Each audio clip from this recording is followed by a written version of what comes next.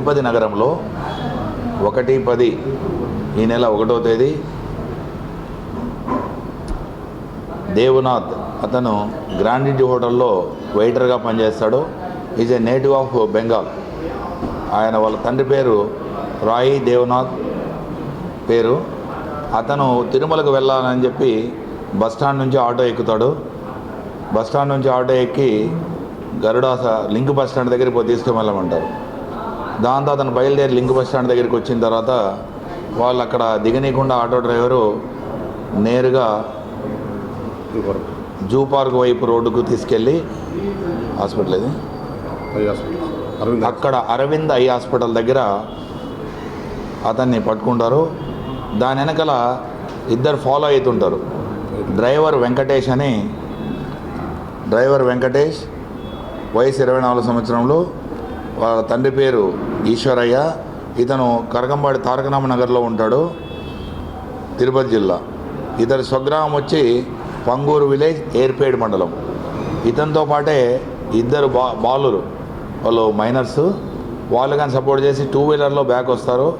ముగ్గురు కలిపి అక్కడ అతన్ని దేవనాథ్ దగ్గర ఉన్న సెల్ ఫోన్ను కొట్టి లాక్కుంటారు. అతను కానీ డబ్బులు కానీ లాక్కోవాలని ప్రయత్నం చేస్తారు. డబ్బులు ఎక్కడ వాళ్ళకి దొరకదు.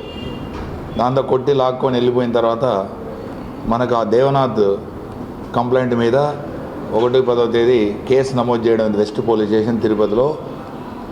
కేసు నమోదు చేసిన తర్వాత దాని మీద స్పెషల్ టీమ్స్ ఫామ్ చేసి తిరుపతి జిల్లా ఎస్పీ గౌరవనీయులు సుబ్బరాయుడు సార్ గారు ప్రత్యేకమైన దీని మీద దర్యాప్తు చేయాలి. ఇలాంటి రౌడీయిజము తిరుపతిలో జరగకూడదు, ఇలాంటి దోపిడీలు అనేవి అసలు జరగకూడదు, యాత్రికులకు కానీ ఇక్కడ ఉన్న నివాసులు కానీ అని చెప్పడం వల్ల దాని మీద ప్రత్యేక టీములు వెస్ట్ రామకృష్ణ ఆధ్వర్యంలో ఎస్ఐలు ఇద్దరు బాలకృష్ణ, అనిల్ టీములు తయారు చేసి స్పెషల్ టీముల వాళ్ళు తిరిగి దాంట్లో ఉన్న ఖచ్చితమైన సమాచారం మేరకు ఈరోజు ఉదయం అనగా 5/10/24వ తేదీ గరుడా సర్కిల్ వద్ద ఖచ్చితమైన సమాచారంతో వెంకటేష్ అనే ఆటో డ్రైవర్ని అరెస్ట్ చేయడం జరిగింది. అతనితో పాటే ముద్దాయిలను కానీ చట్టంతో సంఘర్షణ పడిన ముద్దాయిలు కాన్ఫ్లిక్ట్ విత్ లా ఆ ఇద్దరు జువెనల్స్ని కానీ వాళ్ళని కానీ సర్వేలెన్స్ తీసుకోవడం జరిగింది. ఇతను అరెస్ట్ చేసి వాళ్ళు వాడిన ఆటోను, తర్వాత 2 వీలర్ను, తర్వాత వాళ్ళ కన్ఫెషన్ స్టేట్మెంట్ మేరకు వాళ్ళ దగ్గర సెల్ ఫోన్ కానీ రికవర్ చేయడం జరిగింది. ముద్దాయిలను వెంకటేష్ను రిమాండ్ నిమిత్తం పంపడం జరుగుతుంది. జూనియల్స్ను కాన్ఫ్లిక్ట్ విత్ లా కాబట్టి వాళ్ళని ప్రొడ్యూస్ చేస్తారు మ్యాజిస్ట్రేట్ దగ్గర, జూనియల్ హోమ్ దగ్గర. తిరుపతి నగరంలో ఇలాంటి చేసే ఆటో డ్రైవర్లు ఎవరైనా ఉన్నా ఖచ్చితమైన సమాచారం ఇస్తే వాళ్ళ మీద ప్రత్యేకంగా కఠిన చర్యలు తీసుకోమని సుబ్బరాయుడు సారు, ఎస్పీ సార్ చెప్పడం జరిగింది. దీంట్లో నేరం చేసిన వెంకటేష్ మీద సస్పెక్ట్ షీట్ ఓపెన్ చేయడం జరుగుతుంది. ఇట్లాగే ఆటో డ్రైవర్లు మొత్తము అందరికీ కౌన్సిలింగ్ చేసి ఎవరైనా ఒక్క ఆటో డ్రైవర్ చేసినా మొత్తం ఆటో అనే చెడ్డ పేరు వస్తుంది. కాబట్టి ఆటో యూనియన్ వాళ్ళు కానీ మిగిలిన వాళ్ళు కానీ అందరూ ఇలాంటి వాళ్ళని గుర్తించి పోలీసు వారికి సమాచారం ఇవ్వాలని యూనియన్ వాళ్ళకి కానీ మేము రిక్వెస్ట్ చేస్తున్నాం.